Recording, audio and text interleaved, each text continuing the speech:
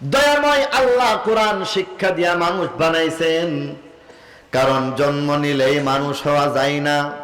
কোরআনের শিক্ষা যখন চলে আসে তখন মানুষ হয়ে যায়, আর কোরআনের শিক্ষা যখন আসবে না তখন মানুষ হইতে পারে না।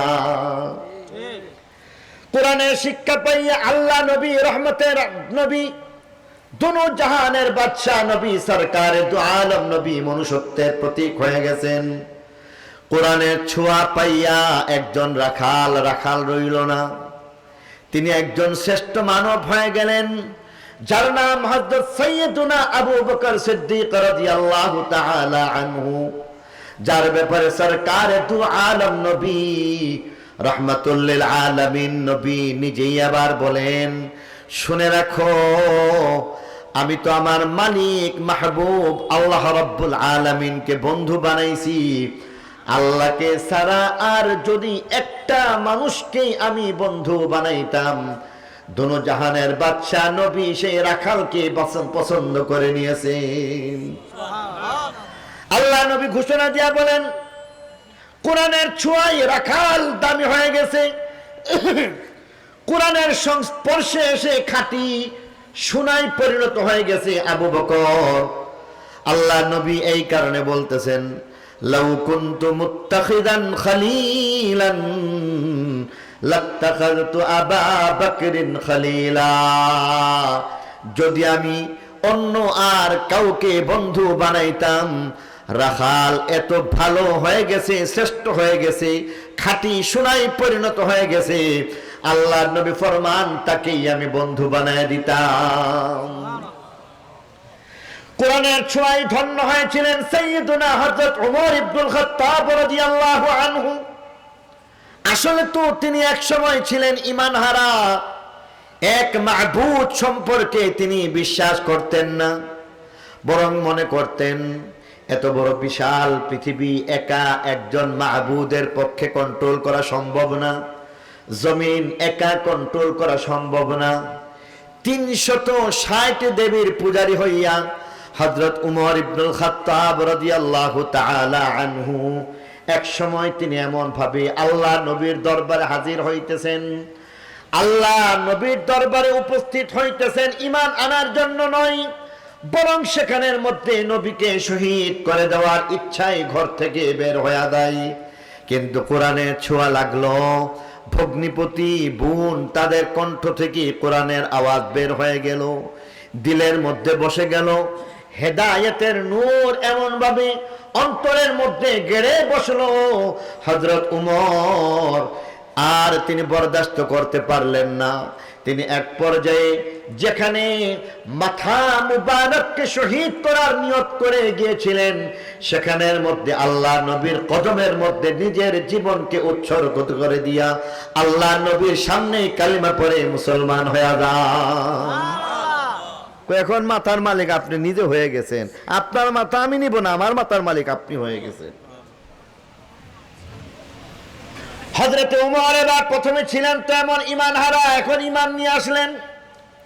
প্রথমে তো এমন ছিলেন যার সামনে কেউ দাঁড়াইতে পারে না, বীর পুরুষ, বরং বলা যায় ত্রাসের রাজত্ব কায়েম করেছিলেন, যার সামনে 10 জন যুবক পর্যন্ত দাঁড়াইতে পারে না।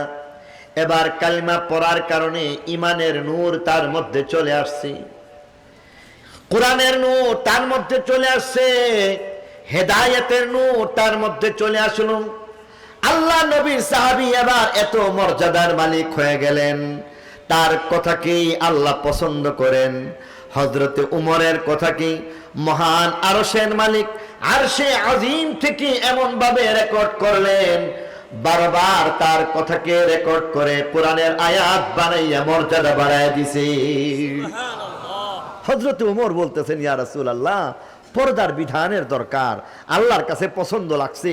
হযরত উমরের এই কথাটাকে, পর্দার বিধানের কথাটাকে আল্লাহ তাআলা আরশের মালিক হযরতে জিবরাইল আমিনের মাধ্যমে এবার জিবরাইলকে দিয়ে খবর পাঠায় বললেন, যাও আমার মাহবুব নবীকে গিয়া বলো উমরের কথা আল্লাহর কাছে পছন্দ হয়ে গেছে।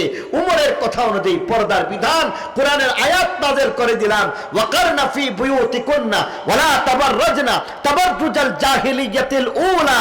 পর্দার বিধান উমরের কথার দ্বারা হয়ে গেল। আল্লাহ নবীর একজন সাহাবী, যার নাম আব্দুল্লাহ,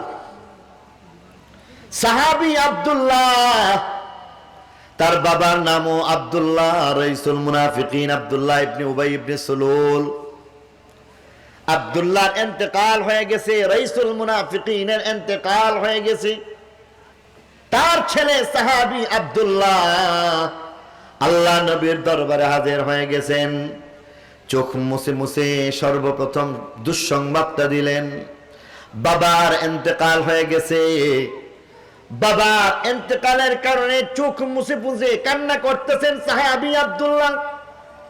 আল্লাহ নবী এবার সান্ত্বনা দিয়া হযরতে আব্দুল্লাহ যিনি হইতেছেন ছেলে সাহাবী, তাকে এবার সান্ত্বনা দিয়ে বলতেছেন, আস-সাবরু লাইসা লাহুল জাযাউ ইল্লাল জান্নাহ, সবরের বদলা জান্নাত, সবর করো। ইন্নামাস সাবরু লাইসা লাহুল জাযাউ ইল্লাল জান্নাহ, সবরের বদলা জান্নাত। আস-সাবরু ইনদাস সাদমাতিল উলা, যখন তোমার বিপদ লাগে তখনই আসলে ধৈর্য ধারণ করা লাগে। অতএব সবর করো, সবর করো। মুখ মুছে চোখ মুছে হযরতে সাহাবী আব্দুল্লাহ আল্লাহ নবীর দরবারে এবার কিছুটা অবাক করা কথা বললেন। এবার তিনি বলে ফেললেন, বাবার ইন্তেকাল হয়ে গেছে, এই কারণে দুঃখিত নই। বাবার ইন্তেকালের কারণে আমি আসলে দুঃখিত না, বরং দুঃখিত এই কারণে তিনি ছিলেন মুনাফিক সরদার। ইন্নাল মুনাফিকিনা ফিদ দারকিল আসফালি মিনান নার, মুনাফিকদের ঠিকানা জাহান্নামের তলদেশে হয়ে যায়। নিকৃষ্ট কাফের, নামাজ পড়ার পরও কাফের হয়ে গেল, নামাজ কালাম পড়ার পরও সে কিনা এমন ভাবে বেঈমান হয়ে গেল। দুঃখটা এই জায়গায়, আজকে আপনি তার জানাজার নামাজ পড়াইবেন না। কাফেরের জানাজার নামাজ আছে, জোরে বলেন। আল্লাহ নবী রাইসুল মুনাফিকিনের জানাজার নামাজ পড়াইতে পারেন না, কারণ নবীজি খুব ভালো করেই জানেন মুনাফিকের সরদার ছেলে, তিনি একজন সাহাবী। তিনি আবার বলতেছেন, ইয়া রাসূলুল্লাহ, দুঃখটা এই জায়গায়, আপনি যদি জানাজার নামাজ না পড়ান আর কেউ জানাজা পড়বে না, পড়বে কেহ? এবার আল্লাহ নবী আবার তাকে সান্ত্বনা দিলেন। কিছুক্ষণ পরে হঠাৎ করে সাহাবী চোখ মুছে মুছে এবার বলতেছেন, ইয়া রাসূলুল্লাহ, একটা ছোট্ট আবদার করতে চাই। আর আবদারটা হইল, আপনি যদি জানাজা না পড়ান কেউ পড়াইবে না, কেউ পড়বেও না। অতএব আপনার কাছে আমি সাহাবী হইয়া একটা অনুরোধ করলাম, আপনি দয়া করে আমার আব্বার জানাজার নামাজ খান পড়াইয়া দিবেন। হইতে পারে এই জানাজার ওসিলায় হয়তোবা আমার আল্লাহ আমার বাবাকে ক্ষমা করে দিবে। আল্লাহ নবী আবার চিন্তা করতেছেন, বড় কঠিন একটা আবদার, ছোট্ট আবদার তো না, বড় একটা আবদার। একদিকে সাহাবীর মন রক্ষা করা, আরেকদিকে বেঈমান কাফের, তার জন্য জেনে বুঝে ইস্তেগফার করা, মাফি চাওয়া, গুনাহ ক্ষমা করার জন্য বলে দেওয়া সাধারণ কথা না, সাংঘর্ষিক, আগুন পানির মতো উল্টা জিনিস। বারবার অনুরোধের এক পর্যায়ে বলতেছেন যে, আচ্ছা ঠিক আছে, তুমি কি মনে করো আমি তোমার বাবার জানাজার নামাজটা পড়ায় দিব? এবার বলতেছেন যে হ্যাঁ হ্যাঁ, আপনি যদি আমার বাবার জানাজাটা পড়ায় দেন আল্লাহ মাফ করলে করতেও পারে। এবার বলেন যে যাও জানাজা রেডি করো, আমি আসতেছি। সুবহানাল্লাহ বলবেন না? কার ব্যাপারে জানাজা? যে সারা জীবন আল্লাহর নবীকে কষ্ট দিয়েছে। কার ব্যাপারে জানাজা?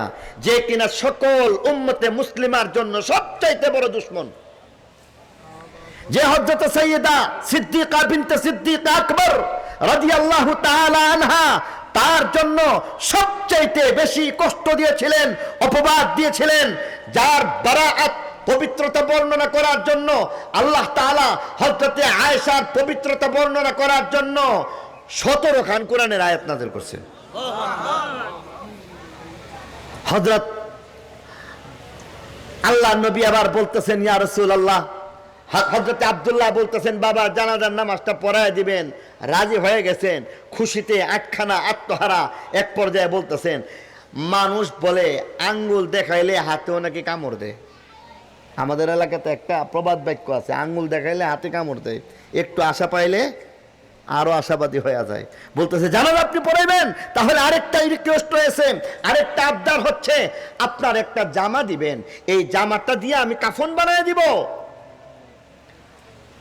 আল্লাহ নবী আবার বলতেছেন ঠিক আছে আমি জানাজা পড়াইবো, আর একটা কাপড় দিয়ে দিতে পারলে যদি তোমার বাবার জাহান্নাম জান্নাতে পরিবর্তন হয়ে যায় তাহলে যাও জামা নিয়ে যাও, সবাইকে বলে দাও আল্লাহ নবী রহমতের নবী জানাজার জন্য চলে আসতেছে। খবরটা মদিনা শরীফের মধ্যে ছড়ায় গেল, সকল সাহাবে কেরামের মধ্যে খবরটা যখন ছড়ায় যায়, কেউ একবার ডান দিকে বাম দিকে তাকায়, কাচুমাচু করতেছে, ব্যাপার কি?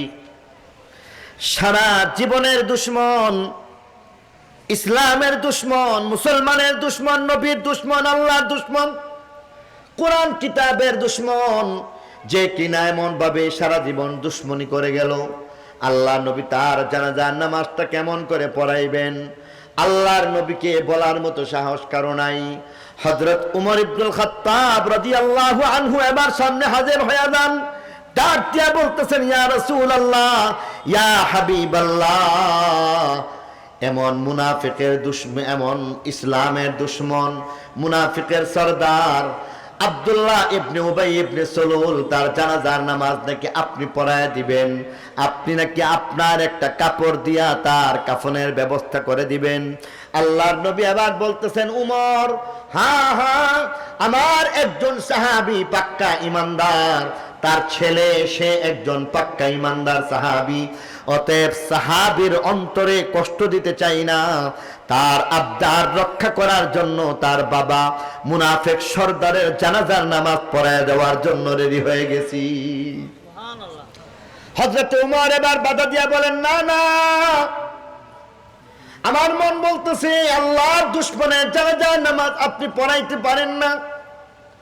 আল্লাহ নবী কথা শুনলেন না, কাফনের ব্যবস্থা করা হইল, এবার দাফন পর্যন্ত হয়ে গেল, জানাজা কমপ্লিট হয়ে গেল। আল্লাহ নবী এবার আরো একটু কাজ করতে শুরু করলেন।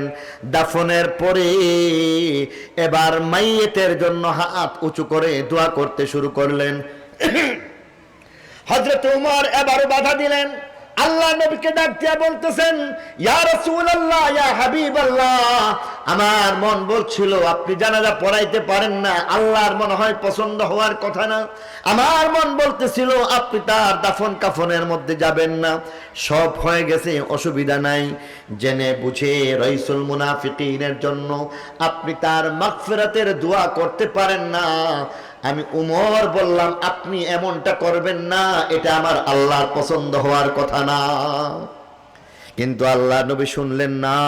আল্লাহ নবী আবার হাত উঁচু করলেন, দোয়া করলেন। আল্লাহ নবী আবার তার মাগফিরাতের দোয়া শেষ করলেন।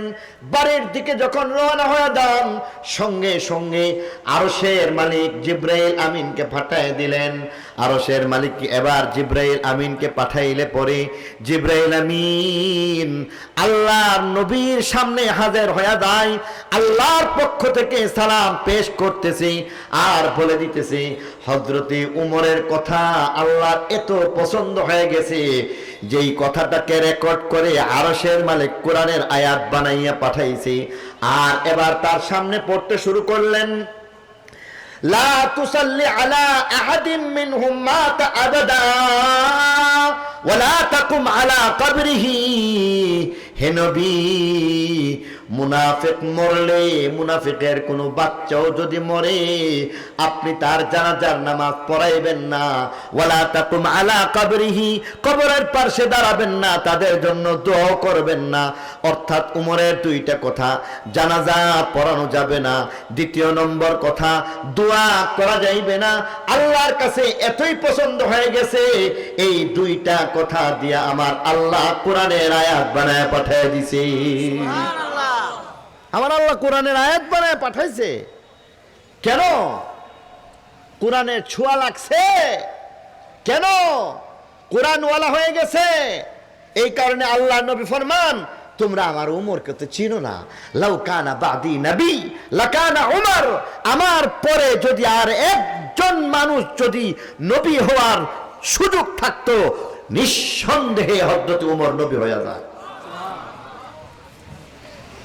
কোরআনের ছোঁয়া পেয়েছেন হযরত উসমান জিন্নুরাইন হয়ে গেছেন। কোরআনের ছোঁয়া পেয়েছেন হযরত আলী। আল্লাহ নবী ফরমান আনা মাদিনাতুল ইলমি ওয়া আলী বাবুহা, আমি হইলাম ইলমের স্বর্গরাজ্য, আর সেই স্বর্গরাজ্যের প্রধান ফটকের নাম হযরত আলী।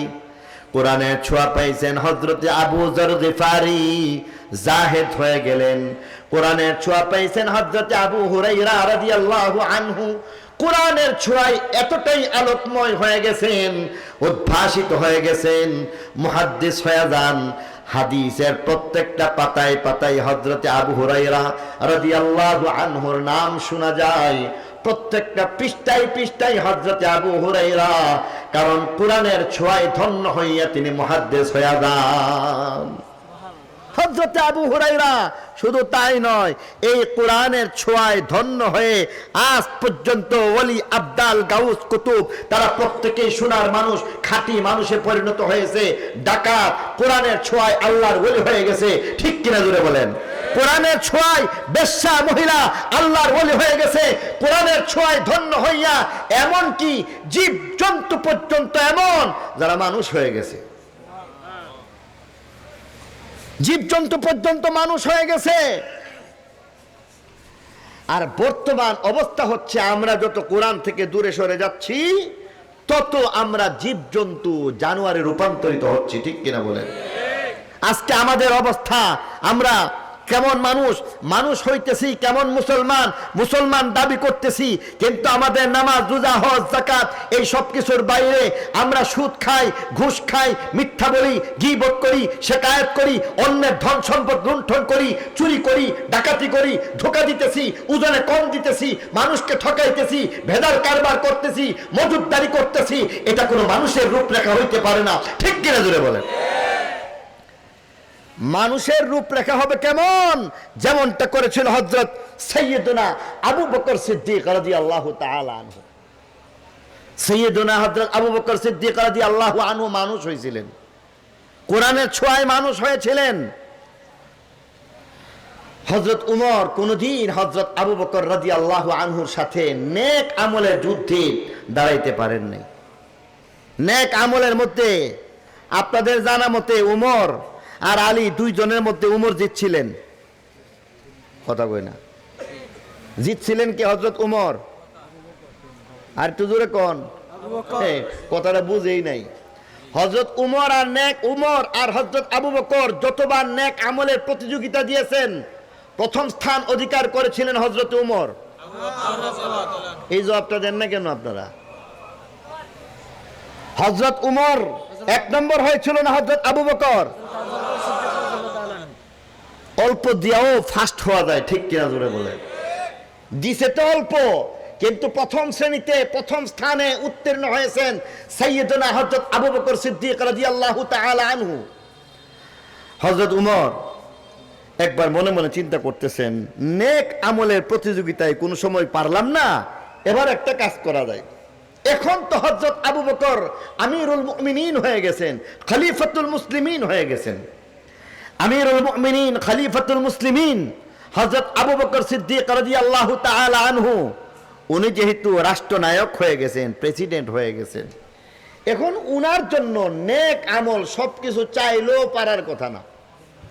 উনি রাষ্ট্রীয় কাজে ব্যস্ত থাকবেন, এমন অনেক নেক আমল হয়তো বা আমরা করে ফেলতে পারবো যা হযরত আবু বকর রাষ্ট্রীয় কাজে ব্যস্ত থাকার কারণে করতে পারবে না। এবার নেক আমলের মনে মনে একটা প্রতিযোগিতা নিজেই রেডি করছেন, এমন একটা নেক আমল করব যেই নেক আমল আমি করতে পারছি, আবু বকর পারলো না। আল্লাহর দরবারে বুক ফুলাইয়া বলবো যে আল্লাহ, আজকে তো এমন নেক আমল আমি উমর করছি, আবু বকর জীবনও এই নেক আমল করতে পারে নাই। হযরত উমর এবার মনে মনে নেক আমল তালাশ করি। হযরত উমর এবার মনে মনে নেক আমল তালাশ করতেছে, কেমন করে এমন কোন একটা স্পেশাল নেক আমল করা যায়, এক্সেপশনাল একটা নেক আমল করব, যেই নেক আমলটা অন্য কেউ করতে পারবে না, কেবল উমর করবে। যেই নেক আমল কোনদিন আমি খলিফাতুল মুসলিমিন হযরত আবু বকর সিদ্দিক কোনদিন করতে পারবে না। অতএব আমি এমন একটা নেক আমল করতে চাই। তালাশ করতে শুরু করলেন, তালাশ করেন, প্রত্যেকটা নেক আমলের মধ্যেই মনে হয় হযরতে উমরের ভাগ আছে। আজকে একটা আমল, এই আমল খুঁজে বের করলেন, খবর নিয়ে দেখলেন না না, এই নেক আমলটা তো হযরত উমর আর হযরত আবু বকর আগেই করে ফেলছি। বারবার তালাশ করেন, এমন কোন নেক আমল তালাশ করে পান না যে আমলটা হযরত আবু বকর করেন নাই। তালাশ করতে করতে এক পর্যায়ে তিনি রাতের বেলা ঘুরতে শুরু করলেন। ঘর থেকে বের হইয়া গেলেন, পাহাড়ের মধ্যে এবার হাঁটতে শুরু করলেন। পাহাড়ের মধ্যে হাঁটতে হাঁটতে হঠাৎ করে লক্ষ্য করলেন পাহাড়ের ভিতরে একটা গুহা। সেই গুহার মধ্যে একজন বৃদ্ধা নারী, অনেক বয়স্ক একটা নারী, থুরথুরে বুড়া। যে বুড়া মহিলা ঠিক মতো দেখে না, চলাফেরা করতে পারে না, একটা মানবেতর জীবনযাপন সেখানের মধ্যে করতেছি। একটা ঝুপড়ির পাশে গিয়া দাঁড়াইলেন, নিজের নাম গোপন করলেন, কারণ ভাবতেছেন যদি বলি আমি উমর তোমার দরবারে চলে আসছি, হয়তোবা মহিলা ভয় পাওয়া যাইতে পারে। কিছু কথা বললেন না, নিজের নামটাকে গোপন করে আবার বললেন, হে বৃদ্ধা নারী, এই গহীন জঙ্গলের মধ্যে, ঝুপড়ির মধ্যে তুমি একা একা থাকো, তোমার সাথে অন্য কেউ থাকার মতো আছে কিনা বলে দাও। মহিলা এবার বলে আমার সাথে থাকার মতো কেউ নাই। মহিলাকে এবার বলতেছেন তোমার এবার চলাফেরার বন্দোবস্ত কেমন করে হয়ে যায়। সঙ্গে সঙ্গে চোখ মুছে মুছে বলতেছি, ছেলে মেয়ে সবাই বড় হইয়া যার যার মতো চলে গেছে, আমার খবর নেওয়ার মতো মালিক আমার আল্লাহ ছাড়া আর কেউ নাই। এমন অবস্থা আমাদের দেশেও চলে আসছে। বিশেষ করে গাজীপুরের মধ্যেই পাওয়া যায় বৃদ্ধাশ্রম, আছে না নাই, যাদের চোখের পানিগুলি মুছে না, কোনোদিন শুকায় না। যারা ঈদ চাঁদের মধ্যে তাদের কোনো আনন্দ দেখা যায় না, সারাটা দিন, সারাটা রাত, সারাটা সপ্তাহ, সারাটা মাস চোখ মুছতে মুছতে তারপরে তাদের বছর পার করতেছে। এরপরও এমন মা বাবার ছেলেরা যারা অনেক শিক্ষায় শিক্ষিত হয়েছে, অনেক বড় বড় ডিগ্রি অর্জন করতে পেরেছে, কিন্তু মা বাবার খবর নিতে পারতেছে না, এমন অবস্থা গাজীপুরেই আছে না নাই? তাহলে এরা অনেক বড় ডিগ্রিধারী হয়ে যাইতে পারে, কিন্তু তাদের মধ্যে কোরআনের ছোঁয়া না লাগার কারণে যে মায়ের কদমের নিচে জান্নাত ঘোষণা করা হয়েছে, সে মাকেও তারা চিনে না। হযরত ওমর নিজে নিজে চোখের পানিগুলি মুছলেন, আর ডাক দিয়া বললেন, ও মা, তোমার খবর নেওয়ার মতো তোমার ঔরজাত সন্তান কেউ বা না থাকতে পারে, তবে আজকে থেকে মনে করবা আমি তোমার সন্তান। আজকে থেকে তোমার সব কয়টা কাজ আমি করে দিতে চাই। আজকে থেকে আমি তোমার জিম্মাদার। প্রত্যেক দিন তোমার ঘর আমি নিজে ঝাড়ু দিয়ে দিব। প্রত্যেক দিন তোমার জন্য ঝর্ণা থেকে মিষ্টি পানি এনে দেওয়ার ব্যবস্থা করে দিব। প্রতিদিন তোমার জন্য আমি রুটি আর খাবারের ব্যবস্থা করব। প্রতিদিন তোমার কাপড় চোপড়গুলি ধুইয়া দিব। মনে করবা আমি তোমার ছেলে, মনে করবা আমি তোমার মেয়ে। প্রতিদিন আমি তোমার চুলগুলিকে আঁচড়িয়ে দিব। আজকে থেকে আমি তোমার সন্তান। আর এই কথা বলে মনে মনে ভাবতেছেন, ভাগ্যিস এমন একটা নেক আমল আমি পাইলাম, যেই নেক আমল আজকের মদিনার মধ্যে কেউ হয়তো করতে পারবে না। বিশেষ করে হযরত সাইয়েদনা আবু বকর সিদ্দিক রাদিয়াল্লাহু আনহু খলিফাতুল মুসলিমিন, উনি তো এই বৃদ্ধার খবর পাওয়ার কথা না।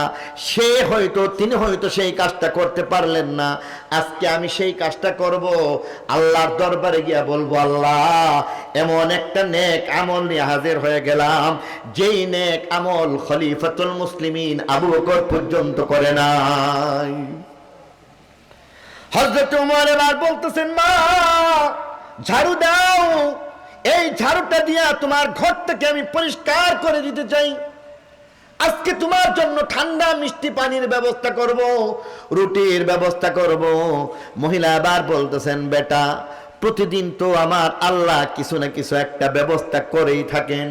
আজকেও আমার একটা ব্যবস্থা হয়ে গেছে, খাবার দাবারের প্রয়োজন ফুরাইয়া গেছি, আজকে আমার কিছু লাগবে না। প্রয়োজন মনে করলে তুমি আগামীকালকে আসো, আগামীকালকে আসবা, আমার সব কাজ করে দিবা। আজ পর্যন্ত তোমার মতো এমন ভালো কোনো যুবক আমি পাই নাই, যেই যুবক প্রতিদিনের জন্য আমার জিম্মাদারি গ্রহণ করবে এমনটা বলে নাই। আমি খুশি প্রাণ খুলে তোমার জন্য দোয়া করে গেলাম, কারণ তুমি প্রতিদিন আমার সেই কাজগুলি করে দিবা। হযরত ওমর মনে মনে খুশি হয়ে গেলেন। দ্বিতীয় দিন গেলেন, দ্বিতীয় দিন যাওয়ার পরে এবার বলতেছেন, ও মা জননী, ঝাড়ু কোথায়? ঝাড়ুটা দেও, ঘরটা প্রথমে ঝাড়ু দিয়া পরিষ্কার করব, পানি আনবো, রুটি বানাইবো, খাবারের ব্যবস্থা করে দিব। মহিলা হযরত উমরকে এবার ডাক দিয়া বলতেছেন, বেটা শুনো, আজকে হয়তোবা তুমি একটু বিলম্বে পৌঁছায় গেছো, দেরিতে পৌঁছাইবার কারণে আমার কাছে একজন যুবক আসলো, একজন লোক চলে আসলো, যেই লোকটা আজকে আমার সেই খাবারের ব্যবস্থা করে দিয়েছে। অতএব তুমি যদি কিছু করতে চাও আরেকদিন আসবা, আগে আগে চলে আসবা, তাহলে হয়তোবা তুমি আমার এই কাজটা করে দিতে পারবা। হযরত ওমর এবার তৃতীয় দিন অপেক্ষা করলেন। তৃতীয় দিন এবার ভাবলেন একটু আগে আগে যাইব। ফজরের আগে আগে তিনি রওনা হয়ে গেলেন। তাহাজ্জুদের নামাজ খতম করলেন। তাহাজ্জুদের নামাজ শেষ করে সুবহে সাদেক যখন হয়ে যায়, তার আগে আগে হাঁটতে শুরু করলেন। তখনও মদিনার মিনারা থেকে ফজরের আজানের শব্দ শোনা যায় না। তাহাজ্জুদের সময়ের মধ্যে চন্দ্রের জ্যোৎস্নার মধ্যে হাঁটতে হাঁটতে এবার সামনে হাজির হয়ে গেলেন। এবার ডাক দিয়া বলতেছেন, ও মা জননী, আজকে তো মনে হয় সেই লোকটা আসে নাই, যেই লোকটা গতকালকে আসলো, যেই লোকটা গত পরশুদিন আসলো, আজকে তো সেই লোক আসবার কথা না। আমি ফজরের আগে চলে আসলাম, তাহাজ্জুদের সময় চলে আসলাম, এবার ঝাড়ু কোথায়? আমি তোমার ঘরটাকে ঝাড়ু দিয়ে দিতে চাই।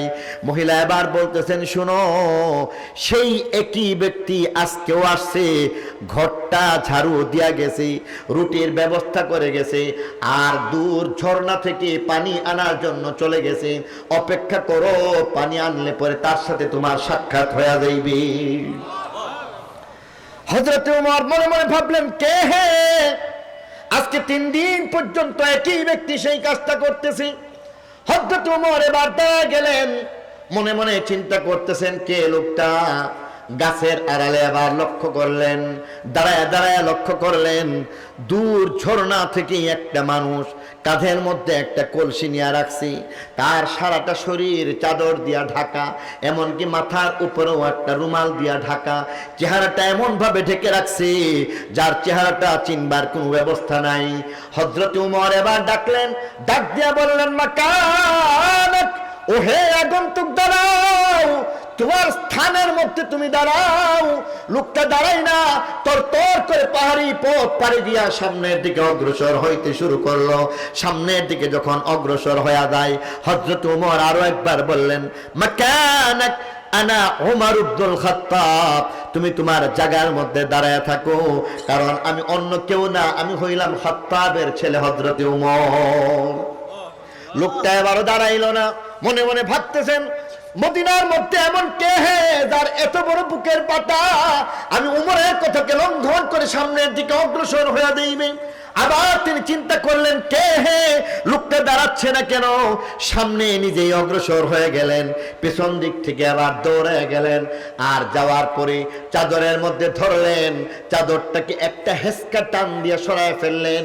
এবার হযরত উমরের বক্তব্য শুনুন, কিতাবের ভাষায় তিনি বলছেন, হযরত উমর বলেন, আমি একটা পাহাড়ের মধ্যে দাঁড়ানো ছিলাম, পাহাড়ের মধ্যে দাঁড়ানো অবস্থায় চাদরটাকে যখন সরায় দিলাম, মনে হচ্ছে আমার চোখের সামনে থেকে, শরীর থেকে চাদরটা সরে গেছে এমন না, বরং এই বিরাট একটা পাহাড় মনে হচ্ছে আমি হযরতে উমর, আমি হযরতে উমরের পায়ের নিচ থেকে বিরাট পাহাড়টা যেন সরে গেছে।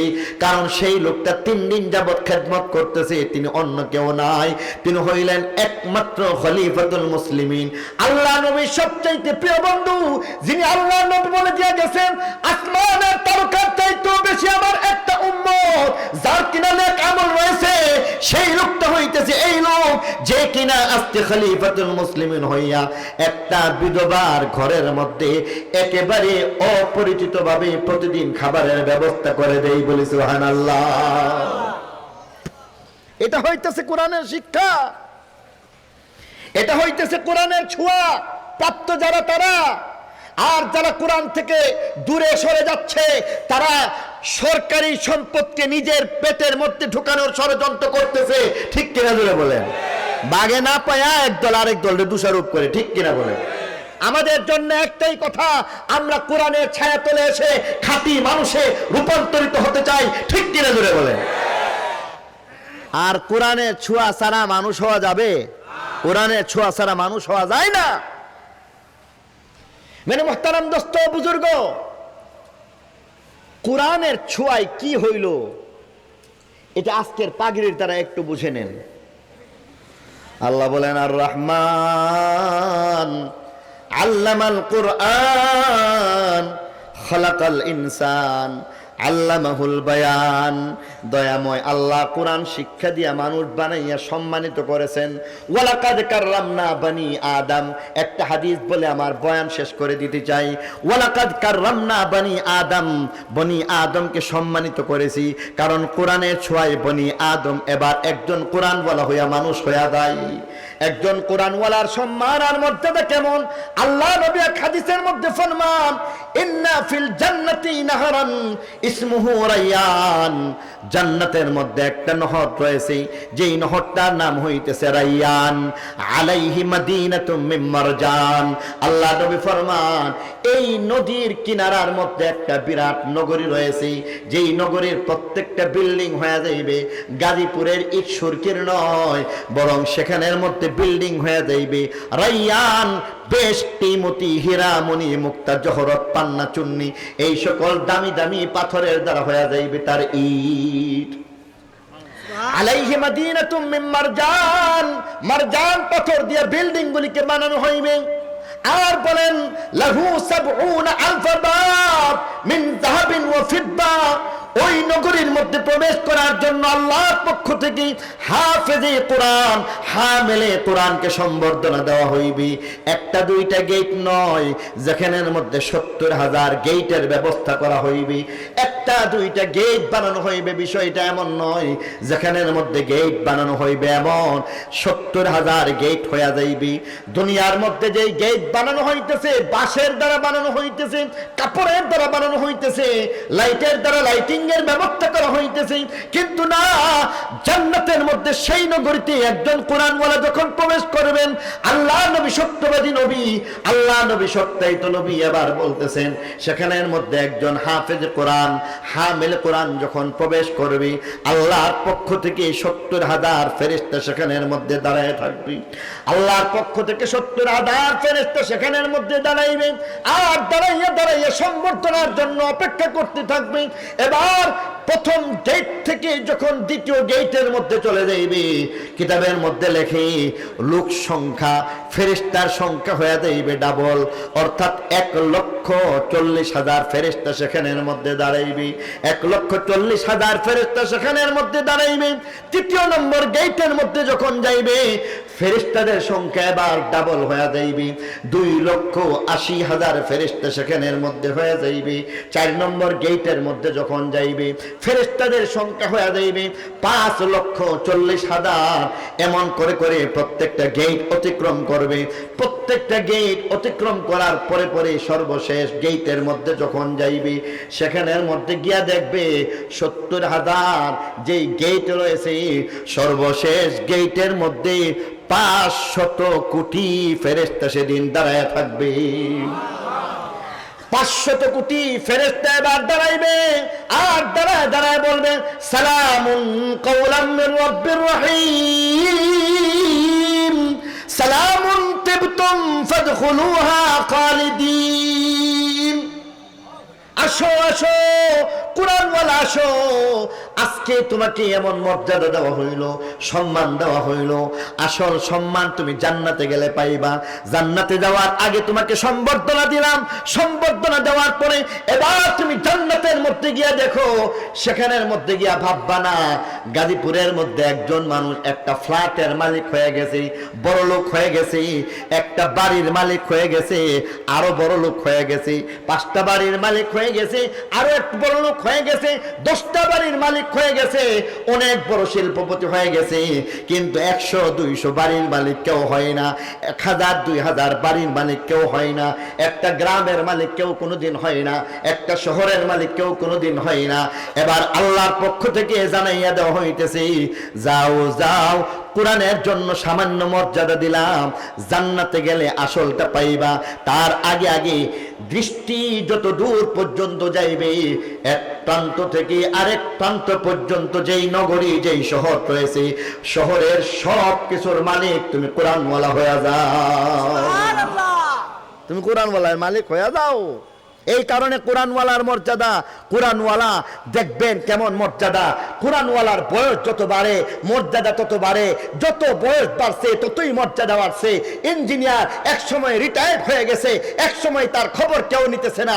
ডাক্তার একসময় রিটায়ার্ড হয়ে গেছে, খবর নেওয়ার তার কেউ নাই, ইঞ্জিনিয়ারের খবর নেওয়ার কেউ নাই। বড় ব্যবসায়ী হয়ে গেছে, একসময় রিটায়ার্ড হয়ে গেছে, সন্তান ছেলে মেয়ে যারা সম্পদের মালিক হয়ে গেছে, খবর নেওয়ার কেউ নাই। আর কোরআনওয়ালার মর্যাদা বেশি দূর যাওয়ার দরকার নাই। হযরত হাফিজ হুজুর রাহিমাহুল্লাহ, বয়স বাড়ছে সম্মান বাড়ছে, বয়স বাড়ছে সম্মান বাড়ছে, বয়স বাড়ছে কথা বলতে পারে না, সম্মান বাড়ছে।